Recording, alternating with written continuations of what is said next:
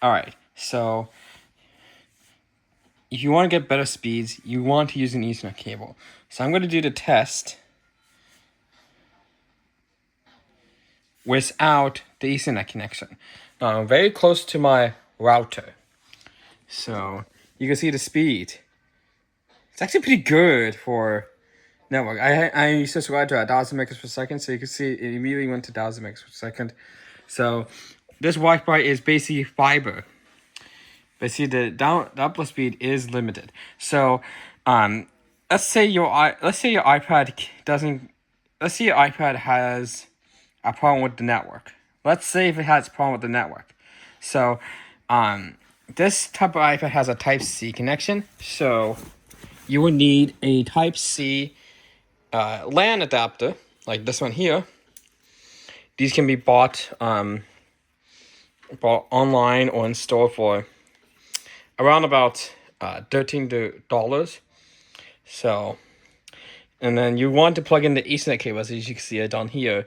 Then you want to plug it into the port of your device. So, this is for devices that don't have Ethernet connections. So once you plug it in, the Wi-Fi symbol here will actually disappear. Now test again.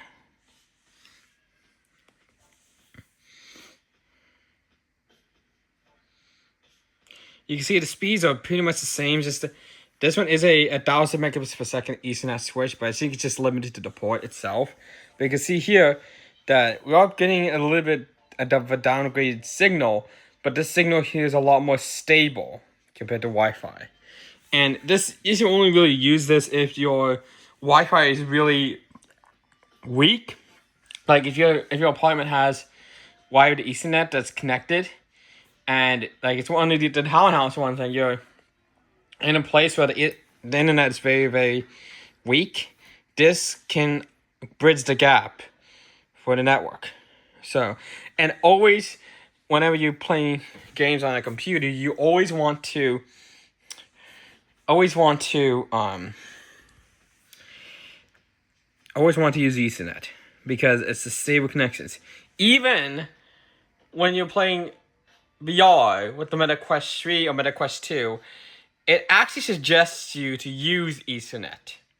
It suggests you to use Ethernet for that reason.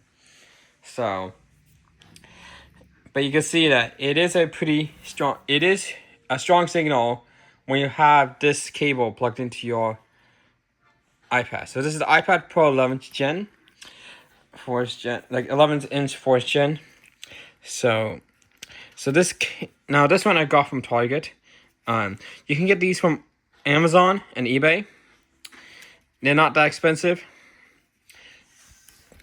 And when you get it, you just get it with the Type C or Type A cable, and then with the Ethernet cable.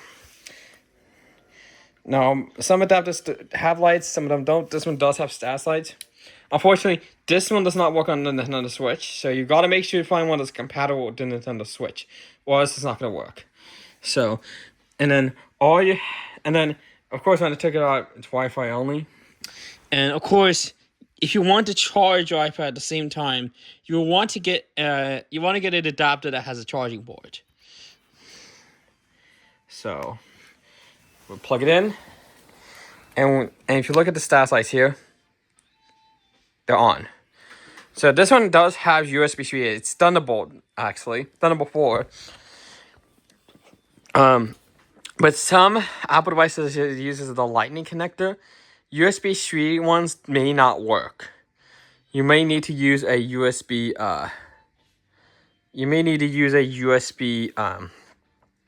2 one, which only can go up to 100 megabits per second. So having a USB 3 one like this one gets you much better speeds, depending on your play. Now, if you have 100 megabits per second internet, then you don't technically need a gigabit one because the USB 2 ones will work fine. But of course, getting more than 1,000 megabits per second is better. And with the wire connection, you're gonna get a much stable signal with the cable. Now many devices like Chromebooks do not have Ethernet ports, so that's where these adapters come into play. But this can also plug into your iPad or iPhone, and you can have a stable internet. So if you need to use it with a USB 2 one, you will need one of these adapters. So this is a Type C to Type A. It could be USB 2 or USB 3, doesn't matter. These are called on-the-go cables, OTG. And then with the USB 2 card, you plug it into the bottom port here, and then you plug this into your iPad. It depends on if your iPad is an iPad Pro or it's just a standard iPad. If it's a standard iPad, it's most likely USB 2, and you plug in the USB 2 adapter, plug in the Ethernet cable, and you're going to be getting internet. So, of course, it's not perfect. It's not perfect because there's many different design ones, and it also can be the cable as well, because if the cable is not Wi-Fi, cable's not Cat 5e, just Cat 5 or Cat 4, that can affect the signal through this adapter. So always make sure the port is either Cat 5e, Cat 6, or Cat 6e. That's how it's going to work, and how you're going to get a strong signal to any device that you use Ethernet.